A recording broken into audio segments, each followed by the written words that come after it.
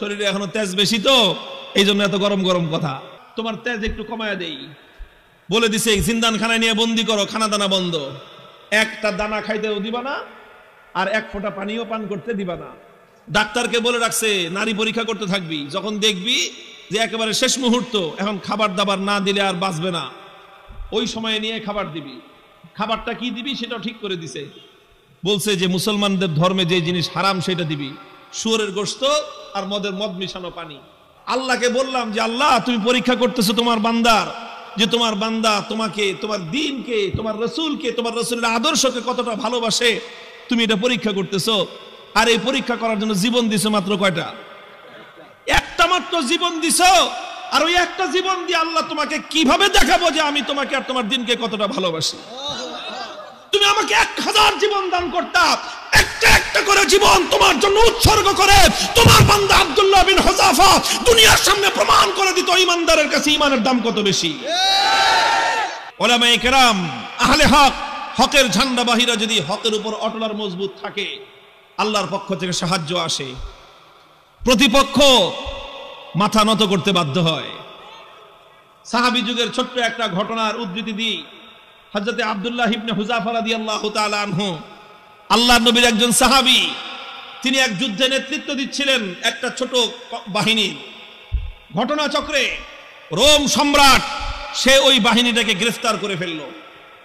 আল্লাহর নবীর সাহাবী আব্দুল্লাহ বিন হুযাফা রাদিয়াল্লাহু আনহু সহ প্রায় 50 জনের মুসলমানদের একটা কাফেলা বন্দী হয়ে গেল।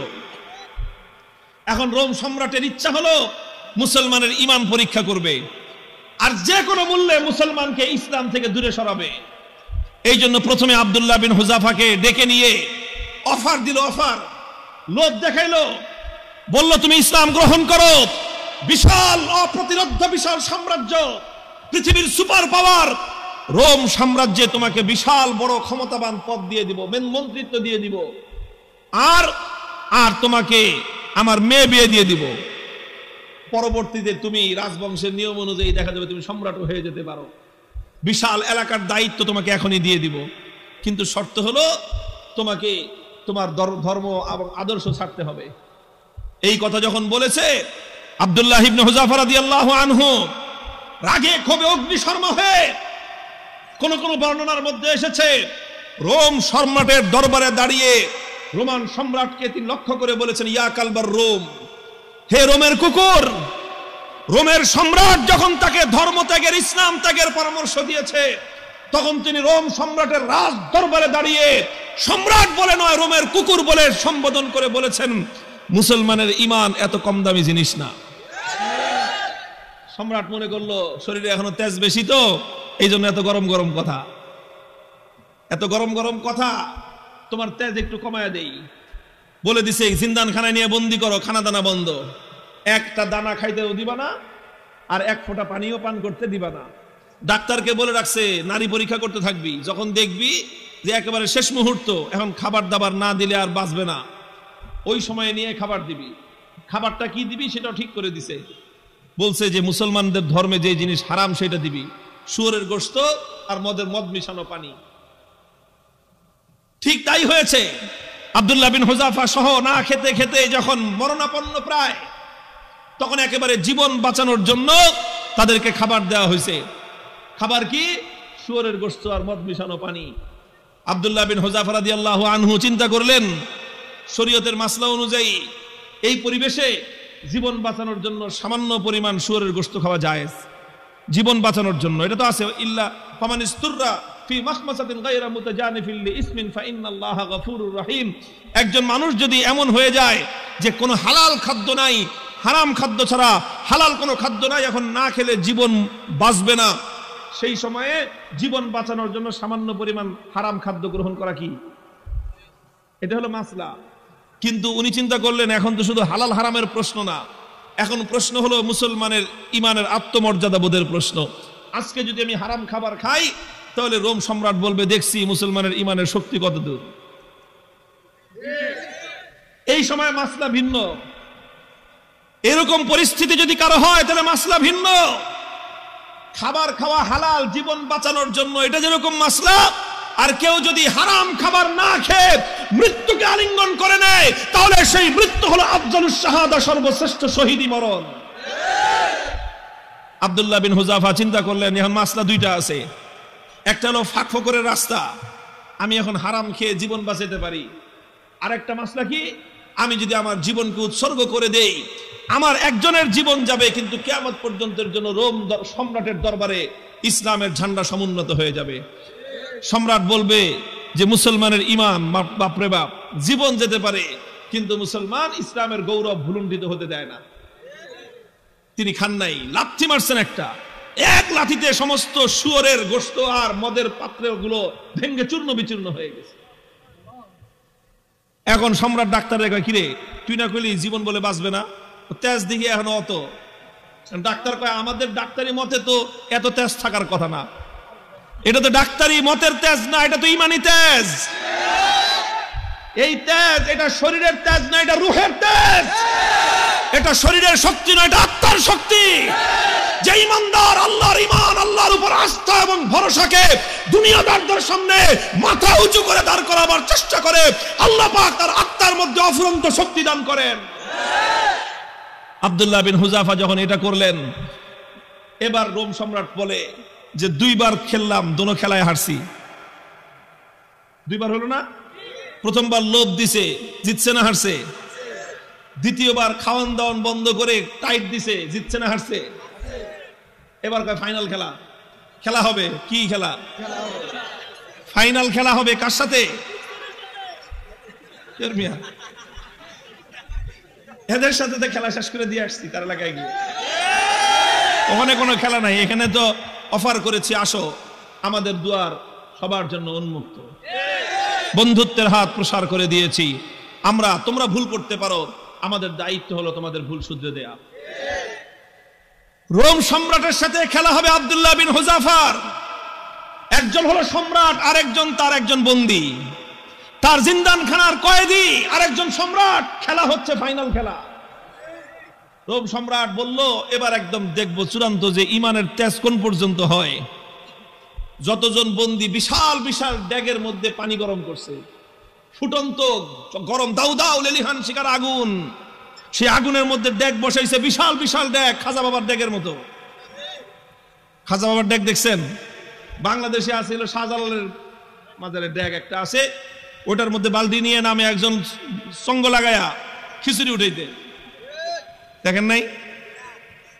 এরকম বিশাল ড্যাগ, একটা মানুষ যেন আপাত মস্তক সেই ড্যাগের মধ্যে ডুবে যেতে পারে, এত বড় বড় ড্যাগ বানাইছে।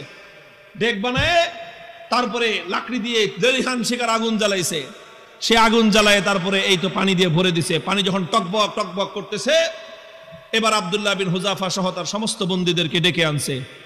ডেকে এনে বলছে, আব্দুল্লাহ বিন হুযাফা, এবার তোমার সাথে কোনটা খেলা? ফাইনাল। তোমাকে সর্বশেষ সুযোগ দিচ্ছি, তুমি দুইবার আমাকে ডিনাই করেছো, আমাকে অপমান করেছো, এবার লাস্ট সুযোগ তোমার জন্য। এই যে দেখো গরম পানি, কথা মানবি আনলে একটা একটা করে এই গরম পানির মধ্যে ছাড়বো, আর পানির মধ্যে ছাড়ার সাথে সাথে দেখবা মৃত্যু কত বিভীষিকাময়। আব্দুল্লাহ বিন হুযাফা নির্বিকার, কোনো কথা বলেন না। সম্রাট বলছে জল্লাদকে, ওর সামনে থেকে তার একজন সঙ্গীকে নিয়ে তার চোখের সামনে গরম পানিতে ছেড়ে দাও। ঠিকই আব্দুল্লাহ বিন হুযাফা রাদিয়াল্লাহু তাআলা আনহু একজন সাথীকে নিয়ে গরম পানির মধ্যে ছেড়ে দেওয়া হলো। মুহূর্তের মধ্যে বিভৎসভাবে তার মৃত্যু হলো, তিনি শাহাদাত বরণ করলেন। চোখে তাকায় দেখলেন কিচ্ছু, কোনো কথা নাই। এবার বলল যে এবার ওরে ধরে নিয়ে যাও। আব্দুল্লাহ বিন হুযাফা রাদিয়াল্লাহু তাআলা আনহুকে এবার ধরে নিয়ে যাওয়া শুরু করলো। বাদশা খেয়াল করতেছে যে মনোভাবটা কি চেঞ্জ হয় কিনা, একটু অন্তত ভয় পায় কিনা। একটু ভয় পাইলেও মনে করবে যে যাক, কোন রকম মর্যাদাটা রক্ষা পাইছে, ফাইনাল খেলা ড্র ঘোষণা করে দেওয়ার একটা ধান্দা খুঁজতেছে। যখন আব্দুল্লাহ বিন হুযাফাকে নিয়ে যাওয়া হচ্ছে, ইতিহাসের কিতাবগুলোর মধ্যে লেখা হয় ওনার চোখ দিয়ে দর দর করে পানি পড়তে আরম্ভ করলো।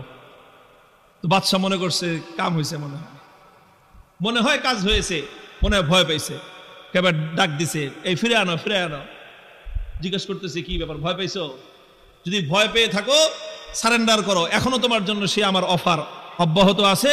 তুমি তোমার ধর্ম ছেড়ে আমাদের দলে যোগ দাও, সঙ্গে সঙ্গে আমি তোমাকে রোম সাম্রাজ্যের বিশাল ক্ষমতাবান পদ দিব তোমাকে। আর যদি না মানো তাহলে তোমাকে কিন্তু খালি চোখের পানি দেখে আমি ছাড়বো না, তোমাকে গরম পানির মধ্যে নিক্ষেপ করে নির্মমভাবে তোমাকে হত্যা করব। আব্দুল্লাহ বিন হুযাফা বলেন, কারে তুমি কি মনে করছো? মনে করছো এই মৃত্যু দেখে ভয় পেয়েছি? না না, তোমার এই মৃত্যুর এই বিভীষিকা দেখে আমি ভয় পাই নাই। তাহলে কান্দো কেন? পরে কান্দি, চোখের আমারে পানি হে রোম সম্রাট তোমাকে দেখাবার জন্য নয়, আমার চোখের অশ্রু তো দুনিয়ার কোন মানুষকে দেখাবার জন্য নয়, আমি আমার জীবন সায়ান্নে মৃত্যুর মুখোমুখি দাঁড়িয়ে আমার রব্বুল আলামিনকে দেখানোর জন্য দুফোঁটা তপ্ত অশ্রু নজরানা তার কদমে পেশ করলাম। আল্লাহকে বললাম যে আল্লাহ, তুমি পরীক্ষা করতেছো তোমার বান্দার, যে তোমার বান্দা তোমাকে, তোমার দ্বীনকে, তোমার রাসূলকে, তোমার রাসূলের আদর্শকে কতটা ভালোবাসে, তুমি এটা পরীক্ষা করতেছো। আর এই পরীক্ষা করার জন্য জীবন দিছো মাত্র কয়টা? একটা মাত্র জীবন দিছো। আর ওই একটা জীবন দিয়ে আল্লাহ তোমাকে কিভাবে দেখাবো যে আমি তোমাকে আর তোমার দ্বীনকে কতটা ভালোবাসি? তুমি আমাকে 1000 জীবন দান করতা, একটা একটা করে জীবন তোমার জন্য উৎসর্গ করে তোমার বান্দা আব্দুল্লাহ বিন হুযাফা দুনিয়ার সামনে প্রমাণ করে দিত ঈমানদারের কাছে ঈমানের দাম কত বেশি। তো এই জন্য কান্দি বেটা, আহাম্মক জানি কথাটা। তুই মনে করছিস যে মুসলমান জীবনের মায়ায় কান্দে? আরে মুসলমান তো বিশ্বাস করে যে যতদিন বেঁচে আছি ততদিন কষ্টে আছি, আল্লাহর জন্য জীবন দিব আর জান্নাতে যাব। কি বলেন? সন্দেহ আছে? আল্লাহর জন্য জীবন দেওয়ার মধ্যে আর জান্নাতের মধ্যখানে কোনো দূরত্ব নাই, কোনো দূরত্ব নাই। তুমি জীবন দিবা আল্লাহর জন্য আর জান্নাতে যাবা। তাহলে ভয় কারে দেখাও মিয়া? আমার কাছে একটা জিনিসই আমার বুঝে আসছে যে বেটা, তোমরা যদি বাতিলের উপর থেকে নমনীয় না হতে পারো, আমি হকের উপর থেকে নমনীয় কোন দুঃখে হব?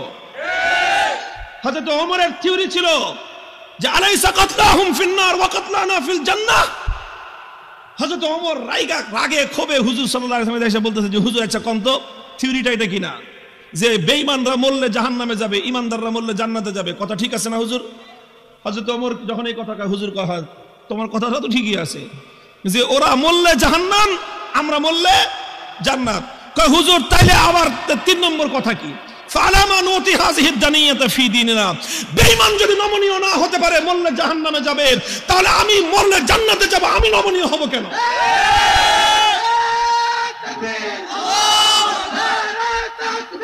আল্লাহু আকবার।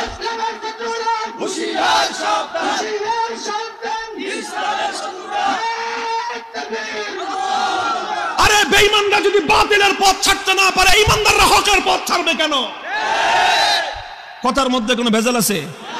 হিসাব কিতাব তো ক্লিয়ার, কথা তো পরিষ্কার এখানেই, যে এখানে নমনীয় তো তোমাকে হতে হবে, আমি কেন নমনীয় হব? যেখানে তুমি বাতিলের উপর, আমি হকের উপর, তুমি বদ্দীনের উপর, আমি দ্বীনের উপর, তুমি কোরআনের বিপক্ষে, আমি যখন কোরআনের পক্ষে, নমনীয় তোমাকেই হতে হবে, আমার নমনীয় হওয়ার কোনো স্কোপ নাই। হযরত আব্দুল্লাহ বিন হুযাফা রাদিয়াল্লাহু তাআলা আনহু যখন এই কথা বললেন, আরে বেটা জীবন তো একটা আছে দেখে একটা দিতেছি, জীবনে 1000টা থাকলে 1000টা দিয়ে প্রমাণ করতাম যে ইসলাম এবং ঈমানের দাম কত। এই কথা যখন বলছে, তখন বাদশাহ কয় যে এটা তো মানুষ না, মানুষ কি এরকম হয় নাকি? আরে মৃত্যুর মুখোমুখি দাঁড়িয়ে মৃত্যুকে আলিঙ্গন করার জন্য পাগল। কয় জীবন একটা আছে দেখে একটা দিতেছি, 1000টা থাকলে 1000টা দিতাম। এখন তোর দিলের মধ্যে ভয় ঢুকে গেছে, আল্লাহ পাক রব্বুল আলামিনের পক্ষ থেকে সাহায্য আর নুসরত আসা শুরু হয়ে গেছে। আল্লাহ পাক বাতিলের অন্তরের মধ্যে ভয় এবং ভীতির সঞ্চার করে দিয়েছেন। এখন বাদশা মনে করা শুরু করছে যে এটা মানুষ না, এটা অন্য কিছু, এটা অন্য কিছু হবে। এখন ওরে যদি আমি শাস্তি দেই, মারি, তাহলে আমি নির্বংশ হয়ে যাব, এরকম একটা ভয় ওর মনের মধ্যে আসছে। এখন চিন্তা করতেছে, এখন ছাইরা দেমা, ভিক্ষা চাই না, এই অবস্থা হয়েছে। এখন সে রাস্তা খুঁজতেছে যে কেমনে এখন এর থেকে বাইচা আসা যায়। এখন যদি আব্দুল্লাহ বিন হুযাফাকে এমনি মুক্তি দিয়ে দেয়, নিজের মান মর্যাদা যা আছে, প্রেস্টিজ সব বেলুনের মতো ফুটো হয়ে যাবে। এখন বলে যে ঠিক আছে, ঠিক আছে, তোমার কিচ্ছু করা লাগবে না, ঈমান ছাড়া লাগবে না, ইসলাম ছাড়া লাগবে না, কোনো কিছু করা লাগবে না, তুমি শুধু একটা কাজ করো, আমার কপালের মধ্যে একটা চুমা দিয়ে দাও, তোমাকে ছেড়ে দিব। আব্দুল্লাহ বিন হুযাফা বলেন, শুধু আমাকে একা ছাড়বা না, আমার 50 জন সাথী সঙ্গে সবাইকে ছাড়বা। না, খালি 50 জন না, তুমি যদি আরো নাম কর, ওগুলি সব ছেড়ে দিন। তিনি চিন্তা করেন, আল্লাহর পক্ষ থেকে নুসরত আসছে, আল্লাহর পক্ষ থেকে সাহায্য এসেছে। আল্লাহ পাক একজন বন্দির সামনে একটা সম্রাটের মাথা নত করে দিয়েছেন। কুদরত কার হাতে? ফাইনাল খেলায় জিতছে কে? কে জিতছে? হযরতে রাসূলের সাহাবী জিতেছেন, সম্রাট পরাভূত হয়ে গেছে। কথা বলেন ঠিক না বেঠিক? তিনি চিন্তা করলেন যে আমার একটা কাজ, এই কাজের দ্বারা তো ইসলামের গৌরব নষ্ট হবে না, আর সঙ্গী সাথীদের জীবন বেঁচে যাবে। ঠিক আছে, তাও ওনার আত্মমর্যাদা এতটা বেশি যে সরাসরি কাফেরের কপালে চুম্বন দিবেন। আত্মমর্যাদায় বেঁধেছে, কাফেরের কপালে নিজের পাঞ্জাবির আস্তিন রাখছেন, আস্তিন দেখে নিজের পাঞ্জাবির হাতের উপর চুম্বন করেছেন।